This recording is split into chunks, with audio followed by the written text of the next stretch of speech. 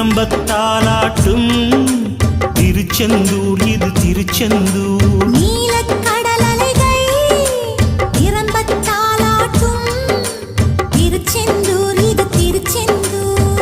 ஆழிப்பேரலை அடங்கி நடந்தது அது எந்தூர் இந்த திருச்செந்தூர். ஆழிப்பேரலை அடங்கி நடந்தது அது எந்தூர் இந்த திருச்செந்தூர். திருச்செந்தூர் இது திருச்செந்தூர். திருச்செந்தூர் இது திருச்செந்தூர். நீலக்கடல் அலைகள் நிரம்பத்தாலாட்டும் திருச்செந்தூர் இது திருச்செந்தூர்.